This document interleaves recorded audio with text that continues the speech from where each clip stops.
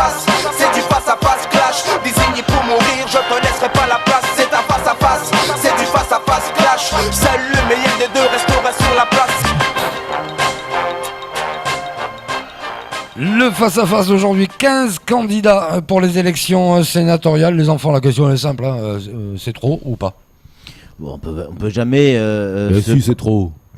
Si tu veux, ça, mais moi je me réjouis. Moi je me réjouis de voir effectivement Mayotte et les Mahorais s'intéresser à la vie de notre société. Alors je sais, vous allez me dire, ouais je sais, ils vont prendre 15 000 euros par mois, etc. etc. Oui, ok, mais on a des exemples comme quoi effectivement ça se passe plutôt bien. Regardez Tani, regardez, il y a des élus effectivement qui bossent, qui méritent effectivement ces salaires, ces sacrifices qui sont faits, parce que c'est aussi des sacrifices. Moi je ne peux que m'en réjouir de voir autant de gens qui s'intéressent à la vie politique. Je suis d'accord avec vous, bien sûr, ils s'engagent dans la vie de la cité, c'est bien. Oui. Mais franchement, quand on regarde, je vais être très méchant, pardon, c'est pas des jugements de valeur que je vais faire en direction de ces personnes, mais quand on voit Abdourahmane Souali, qui a un bilan absolument catastrophique. Il n'a pas été investi par sa propre famille politique. Alors, il se roule par terre, il n'est pas content, il se présente quand même. D'ailleurs, sans étiquette, en étant d'hiver droite, certes, mais il ne veut pas lâcher le morceau. Malgré le jugement de ses pairs, il ne veut pas lâcher. Hassan Abdallah du MDM, ancien maire de Mamoudzou. Si on regarde le bilan d'Hassan Abdallah en matière de gestion à Mamoudzou, franchement, on a de quoi frémir. On a de quoi frémir. Et pourtant, il tente le coup parce que justement, il faut un juste rendu. Non, c'est bon. C'est bon, il faut évoluer un petit peu, il faut savoir reconnaître qu'on n'a pas réussi.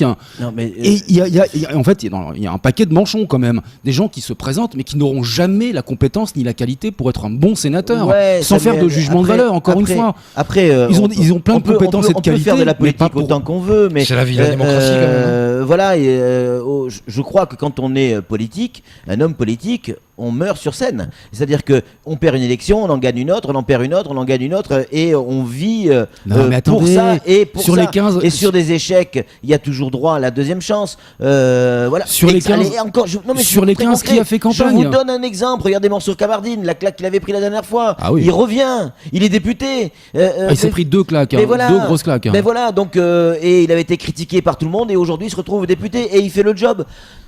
Ouais, sauf qu'il avait été un bon député. Ouais, mais bon, il a quand même été dégagé à 2 reprises, 2 claques. Mais bon, ben je suis désolé. La question, c'est pas la répétition, c'est le nombre, Patrick. Mais justement, on pourrait avoir 4 anciens perdants qui se représentent. Là, on en a 15. Mais oui, mais 15 par rapport à la moyenne nationale, on est largement en dessous. Avec des personnes qui n'ont pas fait campagne. Avec des personnes qui n'ont pas fait campagne. Mais alors, qui se bombardent, qui se propulsent, qui disent tiens, je vais tenter ma chance. Mais vous savez qu'ils n'ont pas fait campagne. C'est une élection avec les grands électeurs. C'est un peu mon métier de le savoir quand même. Non, c'est pas.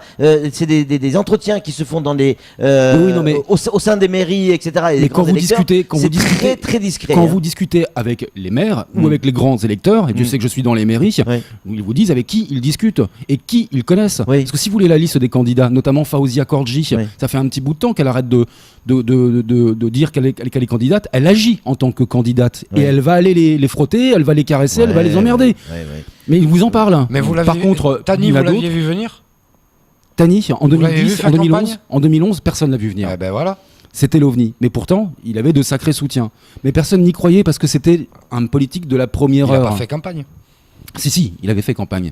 Il avait vraiment fait campagne, mais personne ne croyait en ses chances. Oui, mais donc personne ne croyait en ses chances. Donc voilà, il faut démultiplier le nombre de candidats et après faire confiance aux grands électeurs pour choisir le bon. Non, et plus on en aura, mieux ce sera. Moi, je me réjouis, honnêtement. Ce qui m'énerve, c'est que imaginez l'inverse plutôt. Imaginez l'inverse, ça serait catastrophique, Samuel. Il y a des candidatures opportunistes, véritablement. Mais toujours. C'est pour exister, c'est pour dire je tente ma chance. Bah ouais.